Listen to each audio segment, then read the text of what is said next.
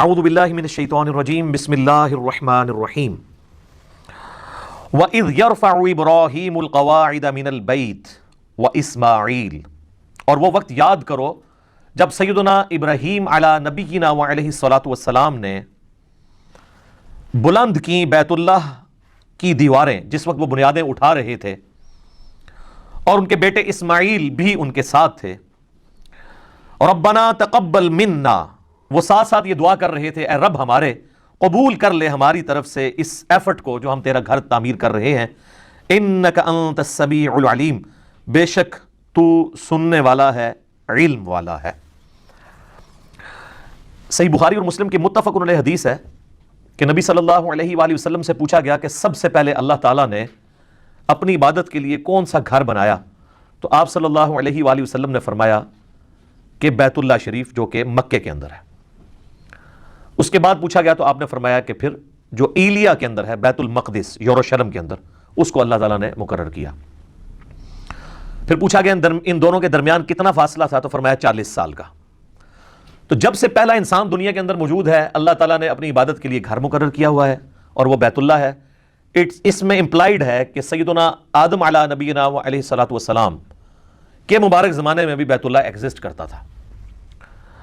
سورہ ال عمران کے اندر بھی آتا ہے کہ سب سے پہلا گھر جو اللہ تعالیٰ نے عبادت کے لیے مقرر کیا وہ ہے جو کہ بکہ شہر کے اندر ہے. یہ مکے کی دو پروننسیشن ہے، مکہ اور بکہ، با کے ساتھ بھی.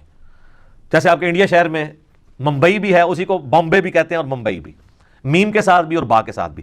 تو مکے کے بھی دو نام ہیں، ویسے تو کئی نام ہیں، لیکن اس پروننسیشن کے اوپر مکہ اور بکہ. تو یہاں پر اس کنسٹرکشن کی بات آ رہی ہے کہ جو وقت گزرنے کے ساتھ ساتھ بیت اللہ شریف کے آثار مٹ گئے تھے، پھر اللہ تعالیٰ نے وحی کے ذریعے حضرت ابراہیم علیہ السلام کو بتایا کہ ان جگہوں کے اوپر خانہ کعبہ شریف تھا، تو وہاں سے بنیادیں اٹھائیں، اور ان کا ذکر یہاں پر آیا ہے کہ وہ وقت یاد کرو جب ابراہیم اور ان کے بیٹے اسماعیل علیہ السلام بیت اللہ کی بنیادوں کو اٹھا رہے تھے، تو ساتھ ساتھ یہ دعا بھی کر رہے تھے، ربنا تقبل منا، اے اللہ ہماری طرف سے اسے قبول کر لے. یہ وہی دعا ہے نا جو سنن کبری البیہقی میں آتا ہے کہ صحابہ کرام علیہم رضوان عید والے دن جب ایک دوسرے کو ملتے تھے تو کیا دعا کرتے تھے؟ تقبل اللہ منا ومنکم، یا تقبل اللہ منی ومنکا، یعنی اللہ تعالیٰ ہماری طرف سے بھی قبول کر لے، یعنی جو ہم نے رمضان کے روزے رکھے، اور تمہاری طرف سے بھی. سنگولر کے سیغے کے ساتھ بھی اور پلورل کے سیغے کے ساتھ دونوں ثابت ہے. تو یہ انبیاء کرام کا ایک طریقہ ہے، سنت ہے کہ جب بھی آپ نے کوئی بھی کام کرنا ہے تو اپنے رب کو بیچ میں شامل کرنا ہے، اس سے دعا کے ساتھ رجوع لے کے آنا ہے کہ اے اللہ ہماری اس کاوش کو اپنی بارگاہ میں قبول و منظور فرما، کیونکہ جب تک انسان اللہ تعالیٰ کے لیے مخلص نہیں ہوگا اس وقت تک اس کی عبادت قابل قبول نہیں ہوگی. بے شک تو سننے والا ہے، علم والا ہے، یعنی اللہ تعالیٰ ساری مخلوقات کو سنتا ہے.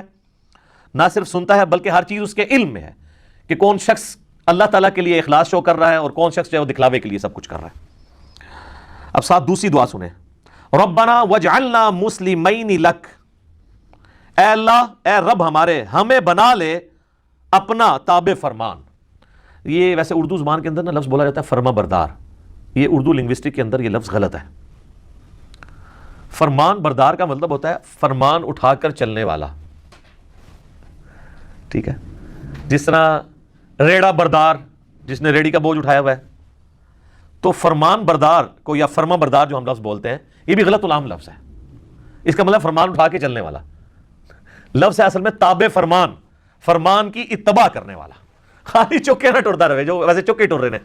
تو یہاں پہ بھی ترجمہ اکثر لوگ ویسے ادھر بھی جو میرے پاس قرآن پاک پڑھا ہوا ہے پیر کرم شاہ صاحب کا، انہوں نے بھی وہ لفظ غلط استعمال کیا ہے، فرما بردار ہی لفظ استعمال کیا ہے. یہ لفظ ہے تابع فرمان.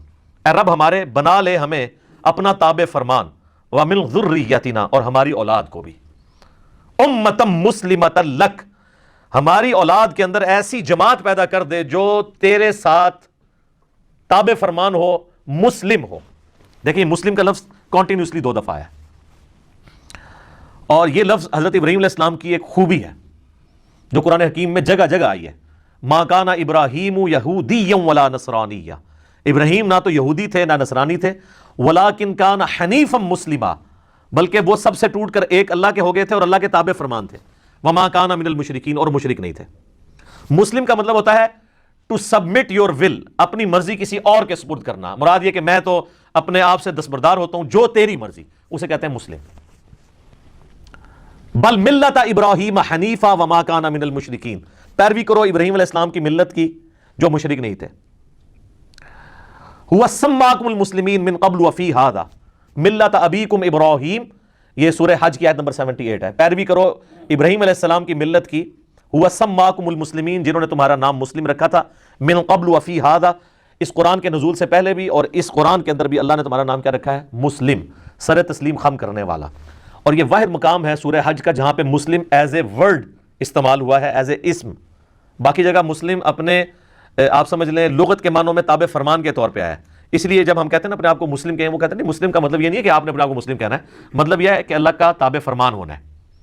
یا ایھا الذین آمنوا اتقوا اللہ حق تقاتہ ولا تموتن الا وانتم مسلمون، اے ایمان والو اللہ کا تقوی اختیار کرو جیسا کہ حق ہے، اور دیکھنا تمہیں موت نہ آئے مگر تم مسلم مرنا، یعنی اللہ کے تابع فرمان مرنا، اللہ تعالیٰ کی اطاعت میں تمہیں موت آئے. تو کہتے ہیں یہاں مسلم کا مراد یہ نہیں ہے. بیسیکلی وہی جسٹیفائی کرنا چاہ رہے ہوتے ہیں کہ آپ اپنے آپ کو سنی، شیعہ، بریلوی، دیوبندی، اہل حدیث یہ ان چیزوں میں بانٹ سکتے ہیں. تو وہ کہتے ہیں بریلوی بھی مسلم ہے لیکن یہ والا مسلم نہیں. وہ کہتے ہیں مسلم تابع فرمان، تو ہم اللہ کو مانتے ہیں، اس کے رسول کو مانتے ہیں، ان کی مانتے ہیں. دیوبندی بھی یہی کہیں گے، اہل حدیث بھی. تو یہ جو سورۃ الحج کی آیت نمبر 78 ہے نا، ہوا سماکم المسلمین من قبل وفی ھذا، اس نے تمہارا نام مسلم رکھا ہے اس قرآن کے نزول سے پہلے، اور اللہ نے اس کتاب میں تمہارا نام مسلم رکھ دیا، یعنی ہم ابراہیمی ہیں، ابراہیم نے ہمارا نام بھی. ہوا سماکم، تمہارا اسم. وہ جب ہم بھی کوئی اس طرح کی اور آیت پیش کریں نا، ربما یود الذین کفروا لو کانوا مسلمین، کافر قیامت والے دن یہ خواہش کریں گے کاش ہم دنیا میں مسلم ہوتے. وہ کہتے ہیں اس سے مراد مسلمان ہونا نہیں ہے. آپ اندازہ کریں کہ مسلمان کو مسلمان کہلاتے ہوئے شرم آتی ہے. وہ کہتے ہیں اس سے مراد ہے کہ تابع فرمان ہوتے ہیں، ہم اللہ کی مان لیتے. تو اس حوالے سے قرآن میں صرف ایک ہی آیت ہے جو ان کا منہ بند کر سکتی ہے، ہوا سماکم المسلمین، سورۃ الحج آیت نمبر 78. تو یہاں پہ بھی دیکھ لیں یہ مسلم ہماری صفت بھی ہے اور نام بھی ہے. کیا بات ہے جی مسلمان کی. مسلمان تو ہم لفظ استعمال کر لیتے ہیں اردو میں یا فارسی میں. وَأَرِنَا مَنَاسِكَنَا، اور ہمیں عبادت کے طریقے بھی سکھا دے. چونکہ اللہ کا گھر بنا رہے تھے تو انہوں نے کہا ہمیں عبادت کے طریقے بھی سکھا دے، اور اسی میں امپلائڈ ہے کہ حج کا طریقہ جو لوگ آئیں گے یہ ساری چیزیں ہمیں سکھا دے. وَتُبْ عَلَيْنَا، اور ہم پر اپنی توجہ فرما. اچھا، اللہ تعالیٰ کا نام بھی ہے التواب، اور مخلوق بھی تواب ہے. مخلوق اس اعتبار سے تواب ہے کہ مخلوق جب اللہ کی طرف رجوع آتی ہے نا تو اللہ تعالیٰ بندے کی طرف رجوع آتا ہے.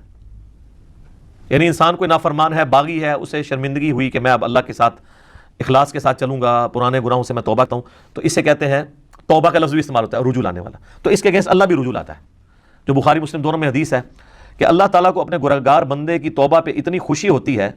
اس کو مثال سے آپ علیہ السلام نے بیان کیا کہ اگر کوئی شخص کسی ریگستان میں ہو اور اس کا سارا سامان اس کے اونٹ کے اوپر لدا ہوا ہو، اور وہ تھوڑی دیر کے لیے سستائے کسی جگہ پر، اور اس کی آنکھ کھلے تو وہ سارا اونٹ ساز و سامان سمیت وہاں سے غائب ہو، اور اب کئی مہینے کی مسافت کے اوپر ریگستان ہی ہے، وہ سواری تھی جو چل سکتی ہے، یہ اونٹ ہی ہے جو ریگستان میں ایک مہینے تک بغیر پانی پیے چل سکتا ہے، وہ پانی سٹور کر لیتا ہے. تو اب وہ ایک جگہ لیٹ کے اپنی موت کا انتظار کرنا شروع کر دے کہ اب تو میں بچ ہی نہیں سکتا، کیونکہ چلوں گا بھی تو ریگستان پار تو نہیں کر سکتا. اسی دوران اس کی آنکھ لگے اور جب دوبارہ کھلے تو اس کا اونٹ سامنے اس کے ہو، تو اس کو جتنی خوشی ہوگی نا، اس سے زیادہ خوشی اللہ کو ہوتی ہے جب کوئی گنہگار بندہ اس کی طرف رجوع لے آتا ہے. استغفر اللہ الذی لا الہ الا هو الحی القیوم واتوب الیہ. اللہم انت ربی لا الہ الا انت خلقتنی وانا عبدک وانا علی عہدک ووعدک ما استطعت اعوذ بک من شر ما صنعت ابوء لک بنعمتک علی وابوء بذنبی فاغفر لی فانہ لا یغفر الذنوب الا انت. یہ سید الاستغفار ہے جو صحیح بخاری کے اندر آیا ہے. لا الہ الا انت سبحانک انی کنت من الظالمین. اچھا، مسلم شریف میں ایک طریقہ ہے، اس میں آگے یہ بھی الفاظ ہے کہ وہ بندہ اتنا خوش ہو کہ خوشی میں اللہ کو یہ کہنا چاہ رہا ہو کہ اے اللہ میں تیرا بندہ، تو میرا رب، لیکن اس کی زبان لڑکھڑا جائے اور وہ یہ کہے کہ اے اللہ تو میرا بندہ اور میں تیرا رب. یعنی یہ لڑکھڑانے کی مثال آگے الفاظ ہے من شدت الفرح، خوشی کی شدت کی وجہ سے. یہ نہیں کہ اس نے جان بوجھ کے کہا ہے وقتی طور پہ، اور نہ یہ ہے کہ وہ بار بار کہتا ہے، کیونکہ صوفیاء اسی سے اپنے کفریہ کلمات کی پلی لیتے ہیں. تو میں نے پھر ان کی پوری کلاس لی ہے کہ یار یہ تو کانٹیکسٹ ہی بالکل ڈیفرنٹ ہے. تو یہ اللہ تعالیٰ کو اپنے بندے سے توبہ لانے کے اوپر خوشی ہوتی ہے. تو کہہ رہے ہیں اے رب ہمارے تو ہمارے اوپر توجہ فرما، انک انت التواب الرحیم، بے شک تو توبہ قبول کرنے والا، رحم فرمانے والا ہے. کیا بات ہے جی. تو التواب بھی ہے رجوع، یعنی بندہ جب رجوع لاتا ہے تو بھی رجوع لاتا ہے، اور الرحیم بھی ہے. الرحیم اللہ کی صفت ہے کانٹینیوشن والی. اور رحمان کہتے ہیں کسی کا رحمت اتنی بڑی ہو کہ ٹھاٹھے مارتے ہوئے سمندر کی طرح ہو، اور رحیم، وہ سمندر میں تو کبھی کبھار ہی طغیانی آتی ہیں، رحیم وہ کہ ہر وقت ہی ٹھاٹھے مارتی ہو۔ تو آپ دیکھ لیں بسم اللہ الرحمن الرحیم سے ہمارا قرآن پاک شروع ہوتا ہے، مصحف، اگرچہ وہ سورۃ الفاتحہ کا حصہ نہیں ہے لیکن مصحف سٹارٹ اسی سے ہوتا ہے۔ اللہ الرحمن بھی ہے اور الرحیم بھی ہے، اس کی رحمت ٹھاٹھے مارتے ہوئے سمندر کی طرح ہے اور کنٹینیوشن کے ساتھ ہے۔ سمندر میں تو کبھی کبھی اس طرح جوش آتا ہے، اللہ کی رحمت ہر وقت جوش میں رہتی ہے۔ بخاری اور مسلم کی متفق علیہ حدیث ہے، نبی صلی اللہ علیہ وآلہ وسلم فرماتے ہیں اللہ تعالیٰ نے مخلوقات کی پیدائش سے پہلے اپنے عرش پہ اپنے پاس یہ عبارت لکھ لی تھی کہ میری رحمت میرے غضب پہ سبقت لے جائے گی، اور قرآن حکیم میں کئی جگہ یہ مضمون آیا کہ اللہ نے اپنے اوپر لازم کر لیا ہے کہ وہ ہر حال میں رحم ہی کرے گا، یعنی رحم والی صفت اللہ کی ڈومیننٹ ہے۔ اگرچہ اللہ عدل فرمانے والا ہے، عدل کا تقاضا تو یہ تھا ہمارے نزدیک کہ رحم اور غضب برابر ہوتا، لیکن اس کی رحمت اس کے غضب پر سبقت لے جاتی ہے۔ لے جی، اب حضرت ابراہیم علیہ السلام کی دعا آ رہی ہے میرے لیے، آپ کے لیے۔ ربنا وابعث فیہم رسولا منہم یتلو علیہم آیاتک، اے رب ہمارے ان کے اندر، یعنی ابراہیم علیہ السلام ان کے بیٹے دعا کر رہے ہیں ہماری جو اولاد تم نے تابع فرمان اے اللہ بنانی ہے تو نے، ان میں ایک رسول بھیج انہی میں سے، تو ہمارے اوپر احسان ہے نا۔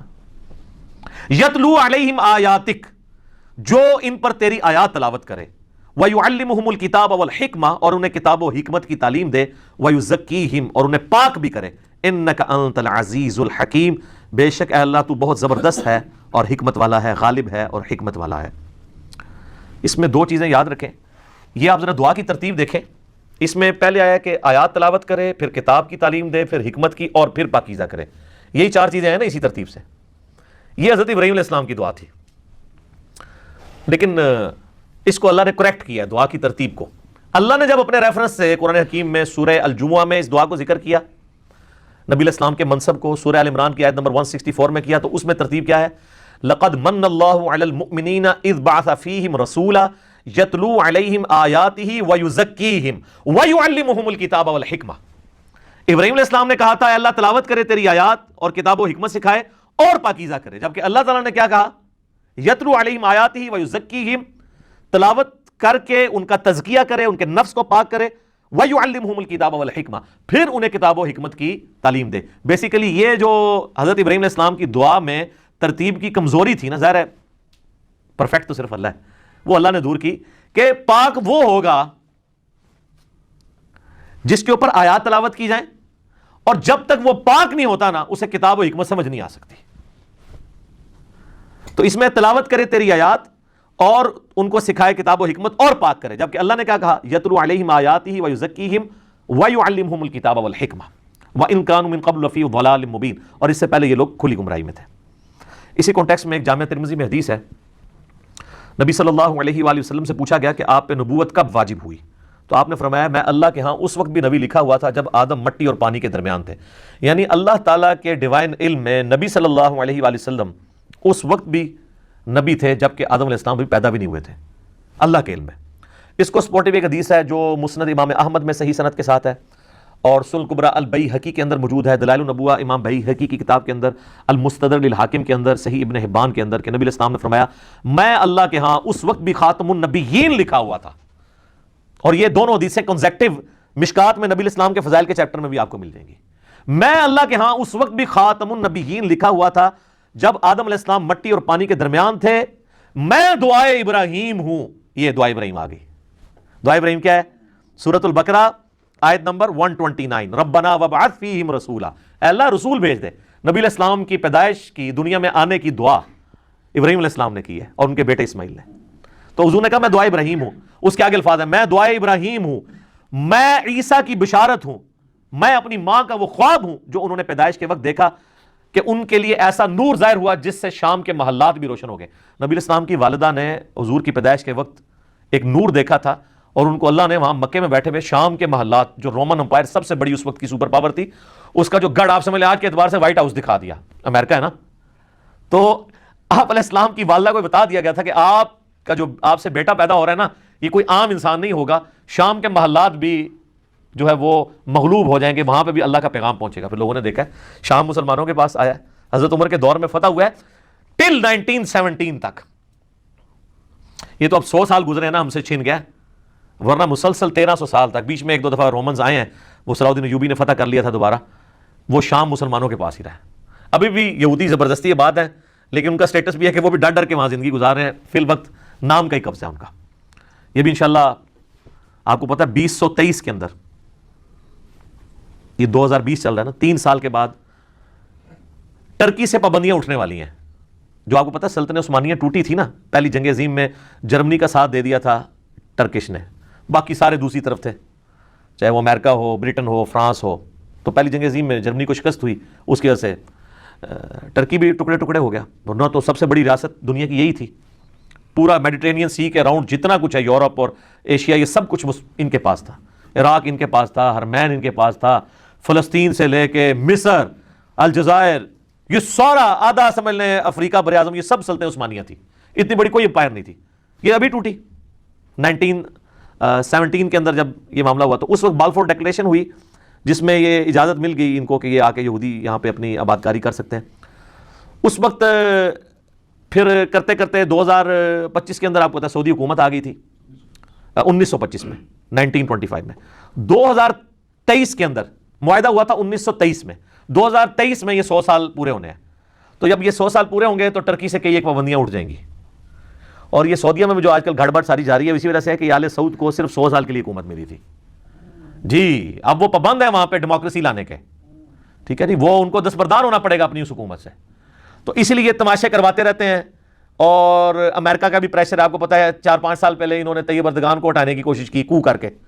تو وہ کیونکہ ان کو نظر آ رہا ہے کہ 2023 تک اگر طیب اردگان رہ گیا تو وہ تو ایک پاپولر لیڈر بھی ہے، پوری دنیا کے مسلمانوں کے ساتھ کھڑے ہیں، تو یہ دوبارہ سلطنت عثمانیہ دوبارہ ہی نہ بن جائے کہیں پہ، پابندیاں تو اٹھ جائیں گی ان سے.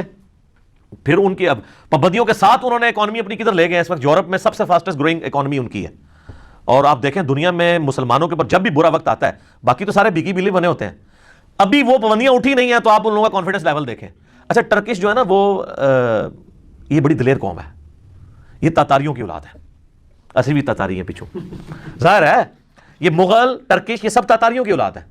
اس لیے آپ کو انہیں نہ کہہ دیو کہ وہ احمد شاہ رنگیلا بھی ایسی وچ بزدل بھی ہوتے ہیں، لیکن اوورآل یہ دلیر قومیں ہیں، ٹھیک ہے، جو تاتاریوں کی اولاد سے. اس لیے انہوں نے یہ سلجوکی تھے جو پوری دنیا کو تلپٹ کر کے رکھا، بھی تاتاریوں کی اولاد ہے. ڈاکٹر اقبال نے اس لیے تو کہا نا کعبے کو مل گئے پاسما صنم خانے سے، تو وہ تاتاریوں کے بارے میں بات کر رہے تھے. تو یہ پابندیاں جب اٹھنی ہیں تو ان کے لیے بن جانی ہے مصیبت. اللہ اکبر. تو یہ حدیث شریف میں وہاں سے شروع ہوا کہ شام کے محلات نبی علیہ السلام کی والدہ کے لیے شو ہو گئے. میرے بھائیو اس حدیث میں بھی اس بات کا اشارہ موجود ہے کہ نبی علیہ السلام کے جو والدین ہیں نا، ان کے بارے میں بالکل زبان درازی نہیں کرنی چاہیے. دیکھیں یہ کوئی چھوٹی معمولی واقعہ نہیں ہے. نبی علیہ السلام کی والدہ کو ایک پروٹوکول اللہ نے دیا ہے، وہ اہل فطرت میں سے. تو ایمان والدین مصطفیٰ کے حوالے سے اہل سنت کے ہاں کیا نظریات پائے جاتے ہیں، دلائل کیا ہیں، مسئلہ 98 میرا ریکارڈڈ ہے، وہ آپ دیکھ سکتے ہیں. یہاں میں نے ایک ضمناً بات کر دی.